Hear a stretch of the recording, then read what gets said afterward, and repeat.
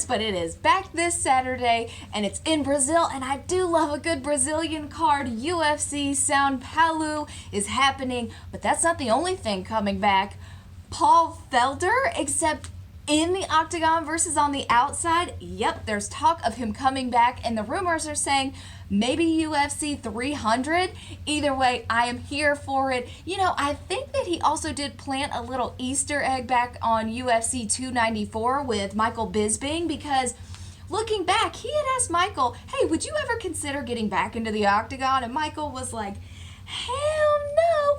I see you, Paul. I know exactly what you're doing. You're planting that seed. Either way, let's go, Paul. I am here for it. The last time he fought was November of 2020. Let's make it for 2024. But the fights that I'm going to talk about on this card, starting with a prelim fight between Angela Hill versus Denise Gomes. This is an interesting fight for me because Angela Hill does have a bigger resume than Denise does. Denise only has about a third of what Angela has seen in her time, but that also means that Angela is a little bit older than her. Okay, a lot of bit. She is 15 years older than Denise. Age isn't always a factor, but it definitely might be in this one. Also, if you look over the last 2 years, Angela has only won 3 of the last 8 fights that she's fought in the last 2 years. However, Denise, she's won the last 8 of her 9 fights in that 2-year span. So she is really learning and getting her sweet spot on what she needs to do, and I think that's going to be dangerous for Angela. Denise, she does like to win, mostly by knockout, about 75%, and Angela likes to let it go to decision.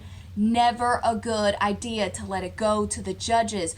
Also, I don't know, this is a fun little fact in case you weren't aware of this, but when a woman drastically changes her hair, that means stuff's about to go down. And Denise has real short, real white hair. She could have been Eminem for Halloween. I don't know, but that means business, and I don't want no part of it. However, I will be watching because she's in it to win it. I do believe. You cannot count that out. Also, she's Brazilian, and she's in Brazil. Brazilians win in Brazil. I'm just going to say that. So, give me Denise in this prelim fight for the win. Okay, number 2, on to the main card, co-main event. Gabriel Bonfim versus Nicolas Dalby. You've probably heard me say many times that I need to not pick with my heart, pick with my head, because I will lose. And that is exactly what I'm going to do. I cannot pick with my heart with this one, and I love Nicolas Dalby. He's got that dog in him. He just does. He is a fighter. However, Gabriel Bonfim, he is an up-and-comer. He is also undefeated, 15-0. He is also a Brazilian in Brazil. And like I said earlier, Brazilians win in Brazil. You cannot count that out, I am telling you. But he's trying to prove himself. And Nicolas Dalby is one of those that, you know, if you can beat him, you are proving yourself. Also, Bonfim is this crazy, like, submission magician where he just pulls this stuff out. He'll throw a punch, his opponent will try to counter, then he'll come back with some kind of crazy submission tactic, and before you know it, both of you are on the ground and your opponent is turning blue. I don't know how he does this. This is insane, but submitting is his specialty. He wins about 80% by submission. So Nicolas Dalby has to be flawless. He has to be perfect to win this fight if there is any chance for this. He cannot get sloppy because Bonfim will attack that and capitalize on it big time. This is why I cannot go with Nicolas Dalby, even though I do love him.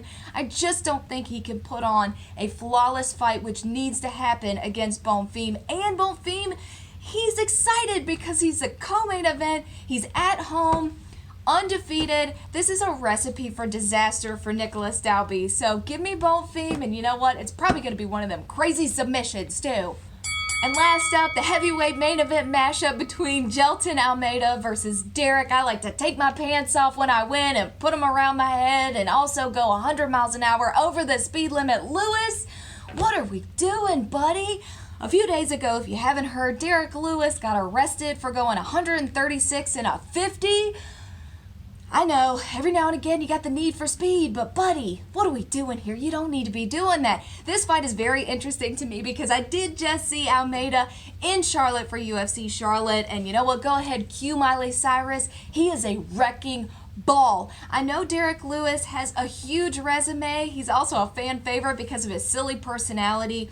I don't think that's going to help him, though, because if you look at the last 2 years, he has not had a winning record. Derrick Lewis has gone 1-4 over the last 2 years. However, Almeida has only lost one time over the last 2 years, and he has fought a lot. This guy is really getting his rhythm. You can tell he's also not one-dimensional. He can stay on the feet, wear guys out, use his boxing, but he can also submit you too. He's very sneaky that way. So, Derrick, he likes to win, obviously, by knockout. 80% of his wins are by knockout. Almeida, he can change it up a little bit, and I think this is going to be key for Almeida. He has got to wear Derrick out, stay out of his range, do not get knocked out, and I think Almeida is going to win this one.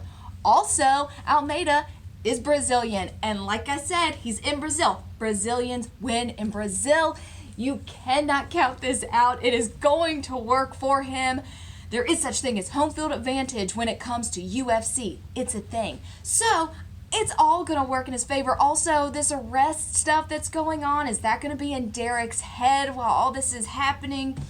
I don't know, but if Almeida cannot get caught with something that Derrick is going to throw, especially in the first round or two, I think Almeida is going to win this one. Let me know what you think. Like, subscribe, comment. Is there a fight that you're really interested in seeing? How do you think these 3 fights are going to go?